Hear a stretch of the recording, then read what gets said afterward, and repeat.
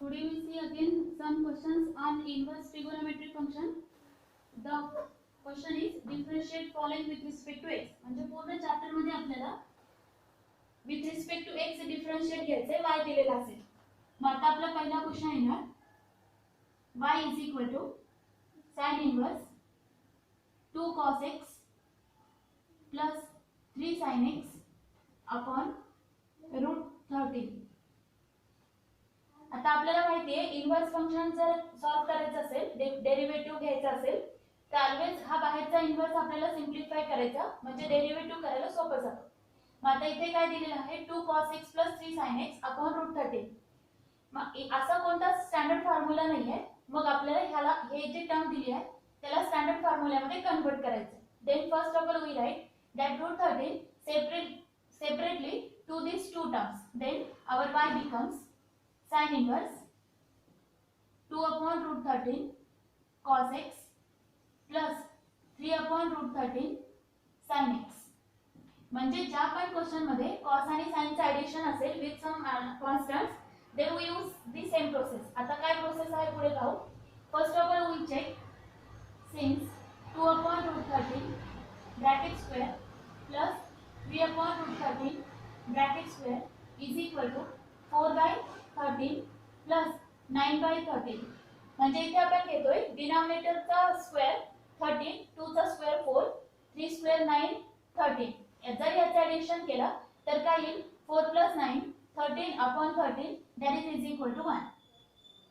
म्हणजे दोघांचा स्क्वेअर करून जर एडिशन घेतलं तर 1 येतं.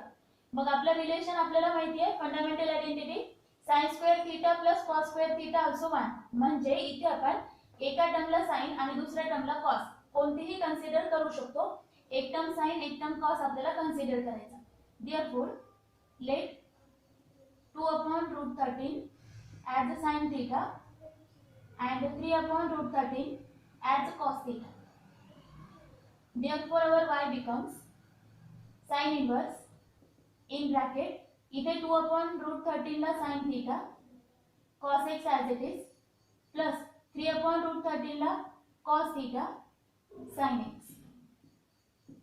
मग असं लिहिल्यानंतर काय येतं केअरफुली पहा. आपल्याकडे एक फॉर्म्युला आहे sin a plus b चा sin a cos b plus cos a sin b. म्हणजे आपण ह्याला लिहू शकतो sin a plus b. That means we write sin inverse in bracket sin a plus b that is theta plus x. sin a cos b plus cos a sin b that is sin a plus b. a म्हणजे theta b म्हणजे x. मग आता बाहेर sin आहे तर आतमध्ये आपण sin adjust केला. sin इनवर्स sin कॅन्सल करायचा. we get theta plus x. Now this one is a simple function and we can differentiate with respect to x.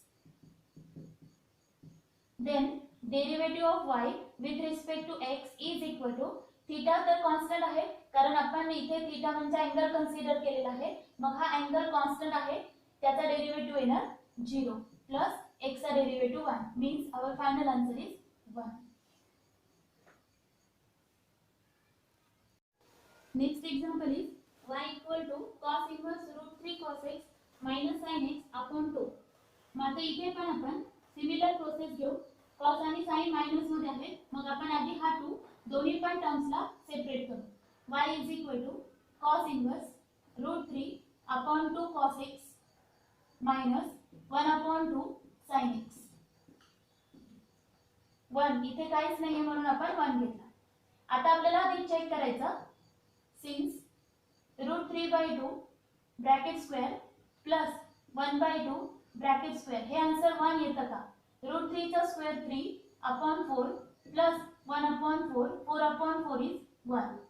And therefore by using our fundamental identity one we consider as sin and other is cos. कोणताही एक sin आणि कोणताही एक cos आपण consider करू शकतो कारण दोघांचे इथे ऍडिशन आहे. मग कशाला काय कन्सिडर करायचं हे बाहेरच्या टर्म वरून ठरवायचं.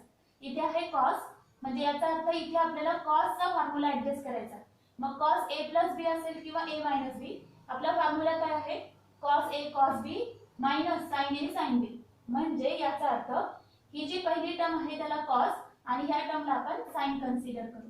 Late root 3 by 2 as a cos theta and 1 by 2 as sin theta, and therefore dy by dx, y equal to cos inverse cos theta cos x minus sin theta sin x, then cos inverse.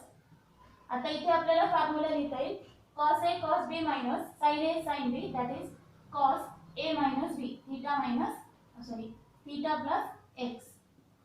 cos चा formula कसा आहे, cos a cos b minus sin a sin b असेल तर आपण cos a plus b लिहितो, म्हणजे इथे ना theta plus x. Now cos inverse cos cancel, we get theta plus x, and now differentiate with respect to x. dy by dx is equal to theta is constant 0, x का derivative 1, 0 plus 1 is 1. Next example is y equal to sin inverse a cos x minus b sin x upon root a square plus b square.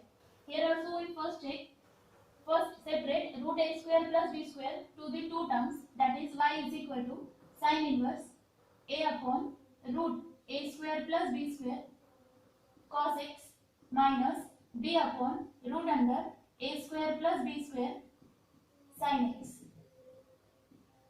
आता इथे आपल्याला check करायचं दोघांचा स्क्वेअरचा addition 1 आहे का, since a upon root a square plus b square bracket square plus b upon root a square plus b square bracket square, that is a square upon a square plus b square plus b square upon a square plus b square. Root चा square cancel होईल, then again we get is equal to 1. Then only we consider one term as the sin, another term as cos. आता carefully पहा, इथे sin inverse आहे बाहेर, म्हणजे आपल्याला आतमध्ये sin a minus b चा फॉर्म्युला ऍडजस्ट करायचा. मग sin चा फॉर्म्युला कसा आहे, sin a cos b minus cos a sin b, म्हणजे फर्स्ट टर्मला आपण sin कन्सिडर करू a upon root a square plus b square as a sin theta and b upon root a square plus b square as cos theta. Then our function y is equal to sin inverse in bracket sin theta cos x minus cos theta sin x. Then we have one formula, that is sin a cos b minus cos a sin b. A consider as theta, b as x, and therefore y is equal to sin inverse in bracket sin a minus b, म्हणजे theta minus x. Now the sin inverse and sin cancel, we get y is equal to theta minus x, and then differentiate with respect to x. dy by dx is equal to theta is constant, derivative 0, x derivative of x is 1, and then final answer is minus 1. Now next example, y equal to cos inverse 3 sin x square plus 4 cos x square upon 5. Similarly we solve. First of all separate 5, that is cos inverse 3 upon 5 sin x square plus 4 upon 5 cos x square. Now check 3 by 5 square plus 4 by 5 square, that is equal to 9 by 25 plus 16 by 25, and our answer is 1, and therefore we consider 3 by 5 as sin, 4 by 5 as cos. मग आता इथे sin आणि cos का घ्यायचं, कारण बाहेर cos आहे, मग cos चा फॉर्म्युल्यासाठी आपल्याला sin जवळ sin आणि cos जवळ cos कन्सिडर करावा लागतो. Let 3 by 5 as sin theta and 4 by 5 as cos theta. Therefore y is equal to cos inverse sin theta sin x square plus cos theta cos x square. Then we apply the formula of cos a plus b. What is that? Cos a cos b plus sin a sin b. पण इथे आधी sin आहे नंतर cos, मग आधी आपण त्याला interchange करू. cos इनवर्स आधी cos plus sin, and then we use the formula cos a cos b plus sin a sin b. that is cos inverse cos a theta घेतलाय मायनस b x स्क्वेअर. आता इथे आपण cos x square आधी आणि cos theta ह्या दोघांमध्ये पण interchange करू शकतो. मग तसं जर केलं तर x स्क्वेअर आधी येईल थीटा नंतर. मग आन्सर मध्ये थोडा प्लस मायनसचा फरक येऊ शकतो. दोन्ही आन्सर्स पॉसिबल आहेत. cos inverse cos cancel and we get theta minus x square as a y. Now differentiate with respect to x. The derivative of y is dy by dx. Derivative of theta 0 minus derivative of x square is 2x, and therefore our answer is minus 2x. Next example is y equal to cosec inverse 10 upon 6 sin 2 raised to x minus 8 cos 2 raised to x. मग आता इथे आहे cosec inverse. मग cosec inverse चा आपल्याकडे formula नाहीये आणि ही जी term आली आहे ती डिनॉमिनेटर आली. मग आपण याला रेसिप्रोकल घेऊ.